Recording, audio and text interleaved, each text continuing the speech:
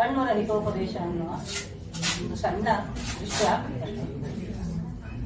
ಮಾತಾಪಿತೃಗಳಾದ ವಿಶ್ವಾಮಿತ್ರ ಮೇನಕೆಯಿಂದ ತಿರಸ್ಕೃತರಾದ ಅನಾಥ ಮಗುವೊಂದು ಅದರ ಅದೃಷ್ಟವೋ ಎಂಬಂತೆ ಕಾನನದಲ್ಲಿ ಕಣ್ವ ಮಹಾಮುನಿಗಳಿಗೆ ದೊರಕುತ್ತದೆ. ಅವರು ಆ ಮುದ್ದಾದ ಮಗುವನ್ನು ತನ್ನ ಆಶ್ರಮಕ್ಕೆ ಕರೆತಂದು ಶಕುಂತ ಪಕ್ಷಿಗಳ ಸಮೂಹದಲ್ಲಿ ದೊರಕಿದ್ದರಿಂದ ಶಾಕುಂತಲೆ ಎಂದು ಹೆಸರಿಟ್ಟು ಸಾಕಿ ಸಲಹುತ್ತಾರೆ. ಕಣ್ವರ ಕಣ್ಮಣಿಯಾಗಿ ಬೆಳೆದು ಅವರ ಪಿತೃವಾತ್ಸಲ್ಯದಲ್ಲಿ ಮಿಂದೆದ್ದ ಶಾಕುಂತಲೆ ಇಂದು ಯೌವನದ ಹೊಸ್ತಿಲಲ್ಲಿ ನಿಂತಿದ್ದಾಳೆ. ಆಗ ಅವಳ ಜೀವನದಲ್ಲಿ ವಿಧಿಯು ಕಥೆಯೊಂದನ್ನು ಬರೆದಿತ್ತು. ಆಶ್ರಮದಲ್ಲಿ ಕಣ್ವರ ಅನುಪಸ್ಥಿತಿಯಲ್ಲಿ ಶಾಕುಂತಲೆ ತನ್ನ ಸಖಿಯರೊಂದಿಗೆ ಹೂವನದಲ್ಲಿ ವಿಹರಿಸುತ್ತಾ ಅವುಗಳಿಗೆ ನೀರೆರೆಯುತ್ತಾ ಇದ್ದ ಸಮಯದಲ್ಲಿ ತನ್ನ ಬಾಣಗಳಿಂದ ಗಾಯಗೊಂಡು ತಪ್ಪಿಸಿಕೊಂಡ ಜಿಂಕೆಯೊಂದನ್ನು ಬೆನ್ನಟ್ಟಿ ಬಂದು ಬಳಲಿ ಬಾಯಾರಿಕೆಯಿಂದ ನೀರನ್ನು ಅರಸುತ್ತಾ ಅಕಸ್ಮಾತ್ತಾಗಿ ಅಲ್ಲಿಗೆ ಬಂದ ಹಸ್ತಿನಾಪುರದ ಅರಸ ದುಷ್ಯಂತ ಮಹಾರಾಜನ ದೃಷ್ಟಿಗೆ ಬೀಳುತ್ತಾಳೆ.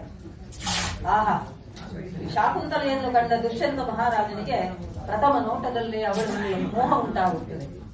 ರಾಜನನ್ನು ಕಂಡ ಶಾಕುಂತಲೆಗೂ ಅನುರಾಗ ಉಂಟಾಗಿ ತುಂಬು ಯೌವನದ ಎರಡು ಹೃದಯಗಳು ಒಂದಾಗಿ ಬಿಡುತ್ತವೆ. ದುಷ್ಯಂತ ಶಕುಂತಲೆಯರು ಪರಸ್ಪರ ಒಪ್ಪಿ ಗಾಂಧರ್ವ ರೀತಿಯಲ್ಲಿ ವಿವಾಹವಾಗುತ್ತಾರೆ. ಕೆಲವು ದಿನ ಅವಳ ಸಂಘದಲ್ಲಿ ಕಳೆದ ದುಷ್ಯಂತ ಮಹಾರಾಜ ಕಣ್ವರ ಆಗಮನದ ನಂತರ ಅವಳನ್ನು ತನ್ನ ಅರಮನೆಗೆ ಕರೆದೊಯ್ಯುವುದಾಗಿ ವಚನವಿತ್ತು ನೆನಪಿಗಾಗಿ ತನ್ನ ಮುದ್ರೆಯುಂಗುರವನ್ನು ಅವಳ ಬೆರಳಿಗೆ ತುಡಿಸಿ ತನ್ನ ಅರಮನೆಗೆ ಹಿಂದಿರುಗುತ್ತಾರೆ. ಆದರೆ ಇಲ್ಲಿ ವಿಧಿಯು ಬೇರೆಯದೇ ಕಥೆಯನ್ನು ಬರೆದಿತ್ತು. ದೂರ್ವಾಸಮುನಿಗಳ ಶಾಪದಿಂದಾಗಿ ದುಷ್ಯಂತ ಮಹಾರಾಜ ಶಾಕುಂತಲೆಯನ್ನು ಸಂಪೂರ್ಣವಾಗಿ ಮರೆತಿದ್ದಾನೆ. ಇತ್ತ ಶಾಕುಂತಲೆ ಅವನ ವಂಶದ ಕುಡಿಯನ್ನು ತನ್ನ ಒಡಲಲ್ಲಿ ಹೊತ್ತು ಅವನ ಆಗಮನವನ್ನೇ ಕಾತರದಿಂದ ನಿರೀಕ್ಷಿಸುತ್ತಿದ್ದಾಳೆ. ಮುಂದೆ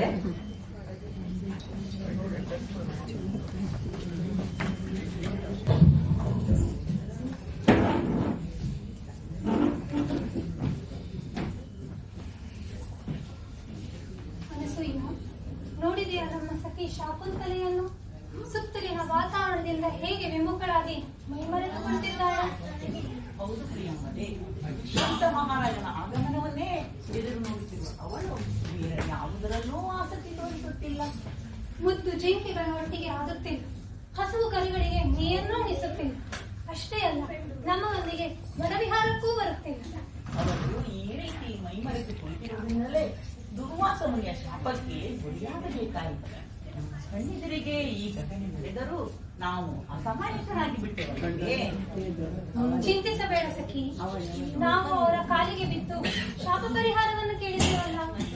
ಈಗ ನಾವು ಅವಳನ್ನ ಆಶ್ರಮದಿಂದ ಹೊರಗೆ ಕರೆದು ಹೋಗೋಣ ಬಾ. ಸಖಿ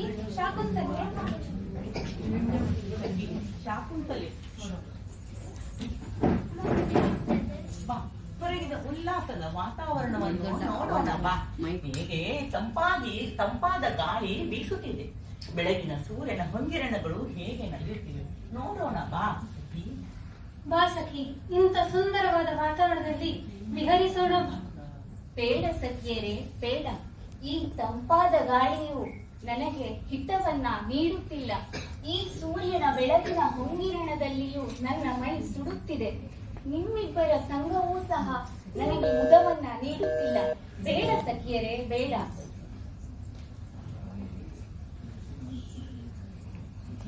ಶಾಕುಂತಲೆ, ಅಗೋ ಗುರುವರರು ಆಗಮಿಸುತ್ತಿದ್ದಾರೆ. ಪ್ರಣಾಮಗಳು ಗುರುವರೇ.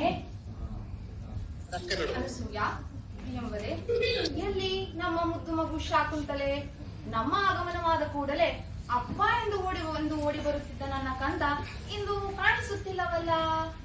ಗುರುವರಿಯರೇ, ಅವಳು ತಮ್ಮ ಮುಂದೆ ಬರಲು ಸಂಕೋಚ ಪಡುತ್ತಿದ್ದಾಳೆ. ಏನು, ನಮ್ಮ ಮುಂದೆ ಬರಲು ಸಂಕೋಚವೇ? ಕಾರಣವೇನು ಅನಸೂಯ? ಪ್ರಿಯಂವರೇ, ಓಹೋ, ಅರ್ಥವಾಯ್ತು. ನಾವೇ ಅವಳ ಹತ್ತಿರ ಹೋಗುತ್ತೇವೆ.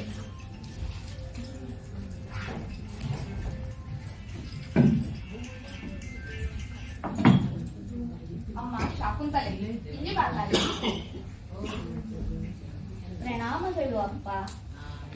ಸಂಕೋಚ ಪಡಬೇಡ ಮಗು, ನಾನು ನನ್ನ ದಿವ್ಯದಿಂದ ಎಲ್ಲವನ್ನೂ ತಿಳಿದುಕೊಂಡಿದ್ದೇನೆ. ಶಾಕುಂತಲೆ, ನಿನ್ನನ್ನು ನಿನ್ನ ಪತಿ ಕರೆದೊಯ್ಯಲು ಬರಲಿಲ್ಲವೆಂದು ಕೊರಗುತ್ತಿರುವೆಯಾ? ಚಿಂತಿಸಬೇಡ ಮಗು, ದುಷ್ಯಂತ ಮಹಾರಾಜ ಬರೆದಿದ್ದಾರೇನಂತೆ.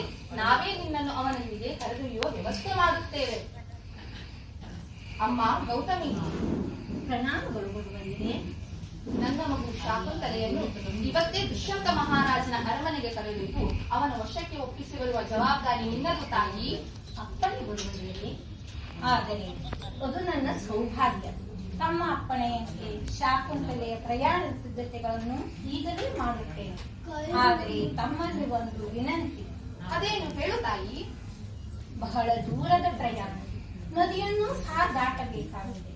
ಆದ್ದರಿಂದ ನನ್ನ ಗುರುಬಂಧುಗಳಾದ ಹಾಗೂ ತಮ್ಮ ಶಿಷ್ಯಂತಿರಾದ ಶಾರದ್ವತ ಹಾಗೂ ಗೌತಮರನ್ನು ನಮ್ಮ ಜೊತೆಗೆ ಕಳುಹಿಸಿಕೊಡುವ ಕೃಪೆ ಮಾಡಬೇಕು.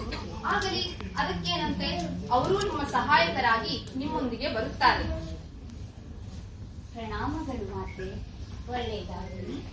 ನಿನ್ನ ಪ್ರಯಾಣದ ಸಿದ್ಧತೆಗಳನ್ನು ಈಗಲೇ ಮಾಡುತ್ತೇನೆ. ಬಾ. ಮಗು ಶಾಕುಂತಲೆ, ನಿನ್ನನ್ನು ಪತಿಯಗ್ರಹಕ್ಕೆ ಕಳುಹಿಸಿಕೊಡುವ ಸಕಲ ಸಿದ್ಧತೆಯನ್ನೇನೋ ಮಾಡಿದ್ದೇನೆ. ಆದರೆ ನಿನ್ನನ್ನು ಕಳುಹಿಸಲೆಂದೋ ಎಂದು ನನಗೆ ನನ್ನ ಮನಸ್ಸು ಭಾರವಾಗಿದೆಯಮ್ಮ. ನೋಡು, ನಾನೊಬ್ಬನೇ ಅಲ್ಲ, ನಿನ್ನೊಂದಿಗೆ ನಕ್ಕು ನಲಿಯುತ್ತಿದ್ದ ಜಿಂಕೆ ನವಿಲುಗಳೆಲ್ಲ ಹೇಗೆ ಮಂಕಾಗಿ ಕುಳಿತಿವೆ. ನೀನು ಹುಲ್ಲು ನೀರು ಹಿಸಿದ ಕರುಗಳೆಲ್ಲ ಕೊರಗುತ್ತಿದೆ. ನಿನ್ನ ಅಗಲಿಕೆಯನ್ನು ಸಹಿಸಲಾಗದೆ ಕಪಿಲೆ, ನಂದಿನಿ, ಗಂಗೆಯರೆಲ್ಲ ಮೂಕವಾಗಿ ರೋಧಿಸುತ್ತಿವೆ. ನೀನು ಬೆಳೆಸಿದ ತರುಲತೆಗಳೆಲ್ಲ ಬಾಡಿ ಬಳಲಿ ಹೋಗಿದೆ. ಈ ನಿನ್ನ ನಲ್ಮೆಯ ಸಖಿಯರು ಕಣ್ಣೀರು ಸುರಿಸುತ್ತಿದ್ದಾರೆ. ಇಂದು ಈ ನಿನ್ನ ಪಿತನ ಪುಣ್ಯಾಶ್ರಮವೆಲ್ಲ ಬರಿದಾಗಿ ತೋರುತ್ತಿದೆ ಎಂಬ. ಆದರೆ ಏನು ಮಾಡಲಿ ಮಗಳೇ, ಹೆಣ್ಣು ಯಾವಾಗಲೂ ಪರರ ಸ್ವತ್ತು. ವಿವಾಹವಾದ ಮೇಲೆ ಮಗಳನ್ನು ಪತಿಯಗ್ರಹಕ್ಕೆ ಕಳುಹಿಸಿಕೊಡುವುದು ಪಿತನ ಕರ್ತವ್ಯ. ಮನಸ್ಸು ಭಾರವಾಗಿದೆ ನನಗೆ. ಅಮ್ಮ ಶಾಕುಂತಲೆ, ನಿನ್ನನ್ನು ಪತಿಯಗ್ರಹಕ್ಕೇನೋ ಕಳುಹಿಸಿಕೊಡುತ್ತಿದ್ದೇನೆ. ಅಲ್ಲಿ ನೀನು ನಿನ್ನ ಸತಿಧರ್ಮವನ್ನು ಚೆನ್ನಾಗಿ ಪರಿಪಾಲನೆ ಮಾಡಬೇಕು. ಆದರೆ ಅಪ್ಪ, ಆ ವಿಚಾರವಾಗಿ ನಿನಗೆ ಒಂದೆರಡು ಹಿತವಚನವನ್ನ ಹೇಳ ಬಯಸುತ್ತೇನೆ, ಕೇಳು ಮಗು.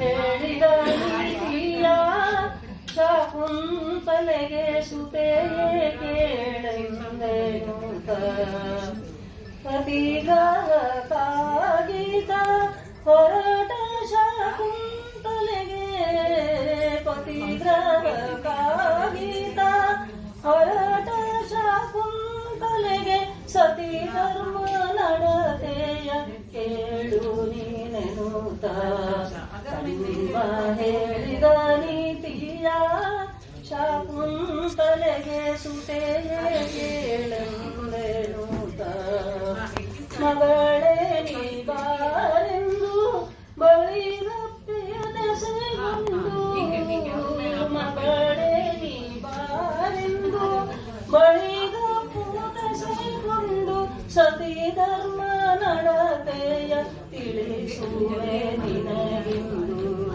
ಕಣ್ವ ಹೇಳಿದ ನೀತಿಯ ಶಾಕುಂತಲೆಗೆ ಸುತೆಯೇ ಕೇಳೆಂದೆನು ಪತಿಗ್ರಹಕ್ಕೆ ಹೋಗಿ ಸುಖಿಯಾಗಿ ಬಾಳಮ್ಮ ಪತಿಗ್ರಹಕ್ಕೆ ಹೋಗಿ ಸುಖಿಯಾಗಿ ಬಾಳಮ್ಮ ಸತಿ ಧರ್ಮ ನಡತೆಯ ಬಿಡದೆ ನಡೆಸಮ್ಮ ಗುರು ಹಿರಿಯರ ಸೇವೆ ನಿರುತ ನೀ ಮಾಡಮ್ಮ ಕರ ಪೀಡಿದಿಹ ಪತಿಯ ಮನವ ಒಲಿಸಮ್ಮ ಕಣ್ವ ಹೇಳಿದ ನೀತಿಯ ಶಾಕುಂತಲೆಗೆ ಸುತೆಯೇ ಕೇಳೆಂದೆನು ಪತಿ ಸೇವೆಯೊಳು ದಾಸಿ ನೀನಾಗಲೇಬೇಕು ಪತಿ ಸೇವೆಯೊಳು ದಾಸಿ ನೀನಾಗಲೇಬೇಕು ಚತುರತೆಯೊಳು ಮಂತ್ರಿಯಂತಿರಬೇಕು ಪತಿಗೆ ಬಡಿಸುವಾಗ ಮಾತೆಯಂತಿರಬೇಕು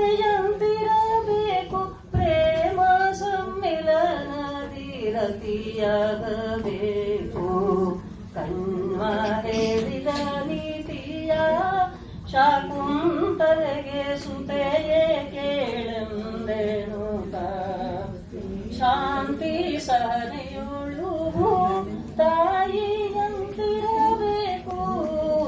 ಶಾಂತಿ ಸಹನೆಯೋಳು ತಾಯಿಯಂತಿರಬೇಕು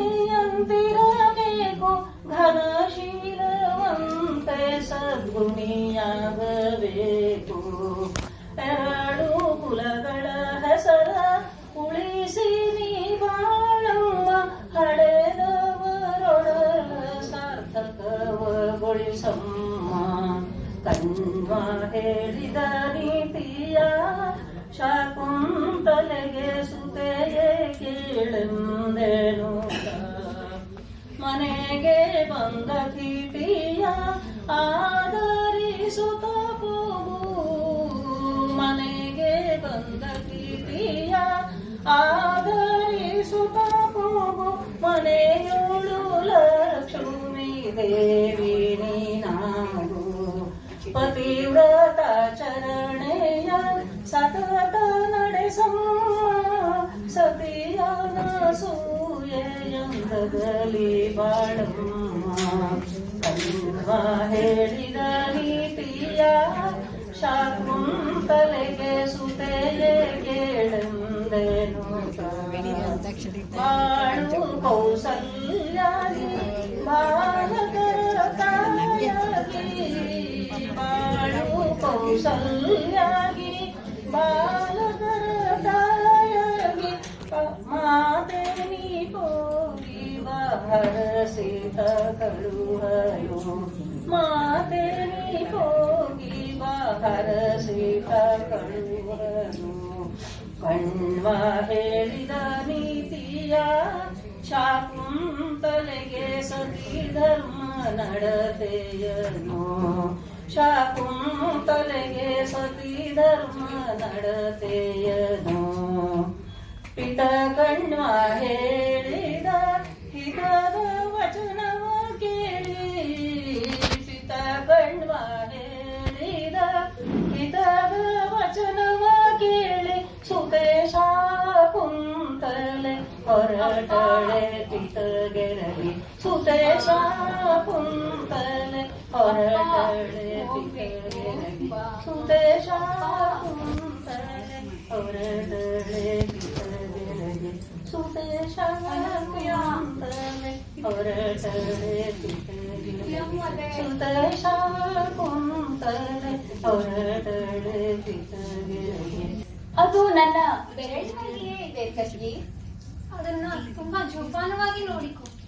ಪ್ರಿಯಮ್ಮದೆ, ಅನಸೂಯ, ಈಗೇಕೆ ಆ ಮುದ್ರೆಯುಂಗುರದ ಬಗ್ಗೆ ನೀವಿಬ್ಬರು ಮಾತನಾಡುತ್ತಿದ್ದೀರಿ? ಏನಿಲ್ಲ, ಹೀಗೆ ಸುಮ್ಮನೆ ಕೇಳಿದೆವು. ಹೋಗಿ ಬಾ ಸಖಿ. ಸುತೇಶ ಕುಂತಲೆ ಹೊರಟಳೆ ಪಿತಗೆರಗಿ ಸುತೇಶ ಕುಂತಲೆ ಹೊರಟಳೆ ಪಿತಗೆರಗಿ ಸುತೇಶ ಕುಂತಲೆ ಹೊರಟಳೆ